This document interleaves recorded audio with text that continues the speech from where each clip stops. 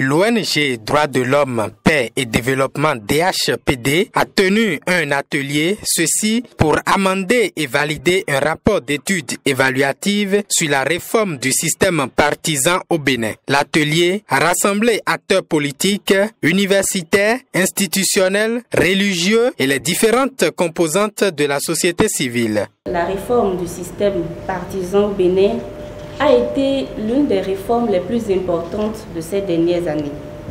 Elle a permis de réaliser des progrès significatifs, notamment en ce qui concerne la rationalisation du nombre de partis politiques, la clarification des critères d'éligibilité des candidats et la mise en place d'un mécanisme de financement public des partis politiques.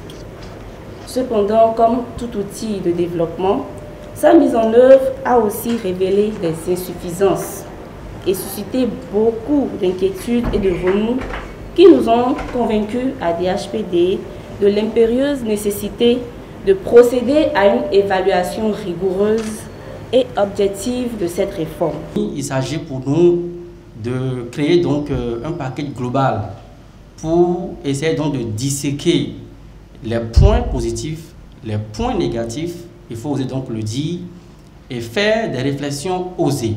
Il s'agira pour nous de faire un état des lieux de la mise en œuvre de la réforme du système partisan de 2018 à 2023. Après la présentation des objectifs et l'agenda de l'atelier, s'en est suivi la mise en place du présidium devant conduire les travaux de cet atelier. À l'issue de la présentation du rapport de l'étude, les différents acteurs présents ont confronté leurs idées pour apprécier les forces et faiblesses de la réforme du système partisan introduite depuis 2018. Lorsqu'on fait le point de ce qu'ils ont appelé réforme de ce système partisan, nous nous rendons compte que c'est une manière pour eux de déranger complètement le système partisan dans notre pays.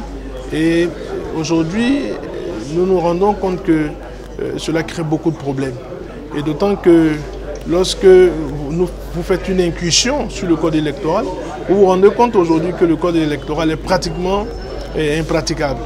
L'actuel code électoral qui nous conduira aux élections générales de 2026 est un code électoral pratiquement qui ne marchera pas.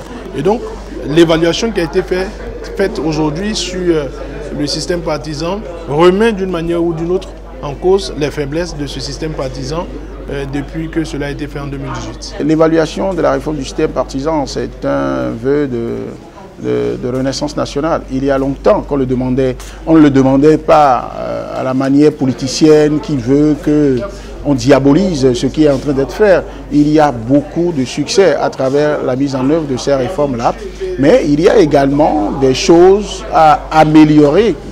D'accord ? Aucune réforme ne peut être mise en œuvre et tout sera parfait. Vous vous doutez très bien qu'on n'a pas manqué de relever nombre d'incongruités, nombre d'incohérences, tout comme il y a des raisons de se satisfaire de certaines avancées, de certaines solutions qui ont pu être apportées.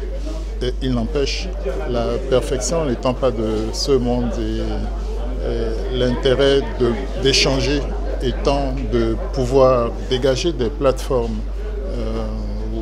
permettant de travailler encore mieux à l'amélioration de l'existant. Les experts n'ont pas manqué de faire des recommandations face aux nombreux défis qui s'imposent aujourd'hui à la réforme du système partisan.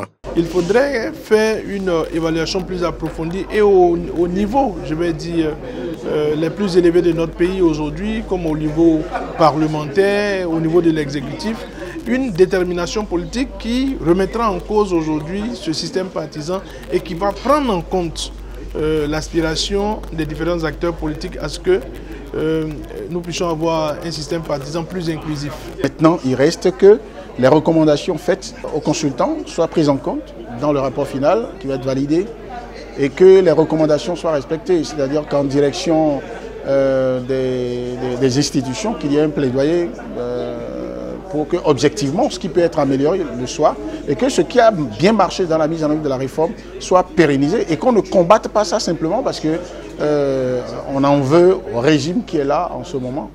et que tous ceux qui, de la majorité présidentielle à laquelle nous appartenons, et aussi dans l'appareil institutionnel, peuvent agir pour la prise en compte d'un certain nombre d'observations pour l'amélioration, puissent avoir donc l'honnêteté de passer à l'amélioration. L'atelier a pris fin par la validation du rapport de l'étude par les participants.